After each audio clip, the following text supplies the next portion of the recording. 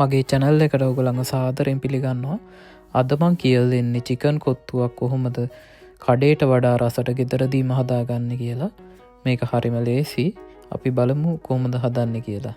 මුලින්ම අපි වෝක් එකක් ලිපේ තියාගෙන ඒක රත් වුණාට පස්සේ තෙල් මේස හැඳි 4ක් දාගන්නවා.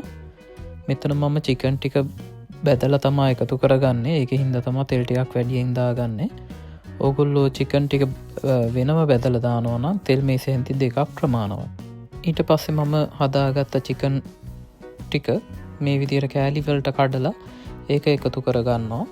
මෙතන මම chicken curry එකෙන් අරන් තියෙන chicken ටික ඕගොල්ලන්ට බදින්න නැතුව එකතු කරනවා නම් වෙනම අන්තිමට එකතු කරගන්න පුළුවන්.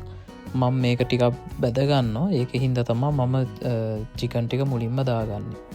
මේ විදිහට විනාඩි 5ක් වගේ බැද ගන්නවා. මේ තියෙන්නේ chicken ටික විනාඩි 5කට පස්සේ බැදිලා තියෙනවා. අපි එතකොට chicken ටික පොඩ්ඩක් අයින් කළා අපි මේකට එකතු කරගන්නවා තලාගත්ත ඉඟුරු සුදු ලූණු. මම මෙතන ඉඟුරු කෑල්ලකුයි සුදු ලූණු බික් 5ක් වගේ එකතු කරගෙන තියෙනවා. සුදු ලූණු වැඩියෙන් එකතු කරගන්න තරමට මේකේ රස වැඩි වෙනවා. මේ විදිහට තෙලේ ටිකක් අපි මේක බැද ගන්නවා. මේක තෙලේ විනාඩි 2ක් වගේ බැදිනකොට රන්වන් පාට වෙනවා.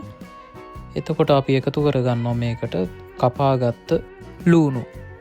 මෙතන මම එකතු කරගෙන තියෙන්නේ ලූණු පොඩි ප්‍රමාණයයි. අපි ඔක්කොම මේ වෙලාවේදී එකතු කරගන්නේ සම්පූර්ණයෙන් අපි ලූණු ගෙඩි භාගයක් එකතු කරනවා. මෙතන ඒ භාගයක් වගේ තමයි අපි එකතු කරගන්නේ. ඉතුරු භාගය අපි අන්තිමට තමයි එකතු කරගන්නේ.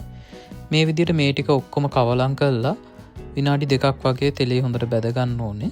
බැදගත්තට පස්සේ අපි මේකට එකතු කරගන්නවා කරපිංචයි කපාගත්ත අමුමිරිස් කරල් භාගයකුයි එකතු කරගන්නවා.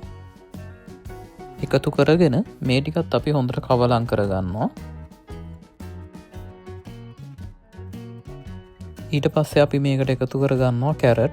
මම මෙතන කැරට් ගෙඩි භාගයක් වගේ අරන් තියෙන්නේ. ඊට පස්සේ අපි තව මේකට එකතු කරගන්නවා ගෝවා.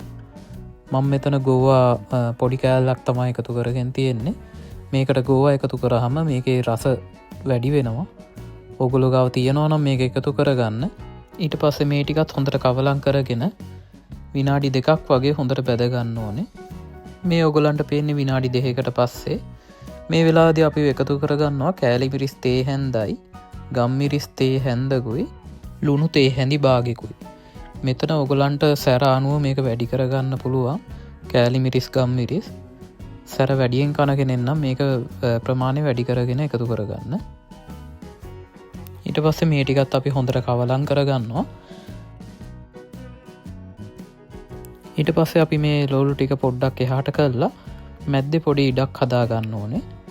අපි බිත්තර ටික දාන්න යන්නේ. මෙතනදී මම එකතු කරගෙන තියෙනවා බිත්තර 2ක්. මේකත් ඕගොල්ලන්ට වැඩි කරගන්න පුළුවන්. බිත්තර ටික දාලා අපි මේ විදිහට පොඩ්ඩක් කවලම් කරගන්නවා. මේක පොඩ්ඩක් බැදුනට පස්සේ අපි මේ ඔක්කොම එකට කවලම් කරගන්නවා. කවලම් කළා විනාඩි 2ක් වගේ අපි මේ ටික හොඳට බැද ගන්නවා. මේ තියෙන විනාඩි 2කට පස්සේ මේ වෙලාවේදී අපි එකතු කරගන්නවා ලූණු. අර මං කිව්වේ මුලින් එකතු කරන්නේ භාගයයි කියලා. මේ වෙලාවේ තමයි ඊතුරු භාගය එකතු කරගන්නේ. ඊට පස්සේ මම මේකට එකතු කරගන්නවා තව ලූණු කොළ. මෙතනදී ඔයගලන්ට ලීක්ස් ගන්න පුළුවන්. ලීක්ස් හරි ලූණු කොළ හරි ගන්න පුළුවන්.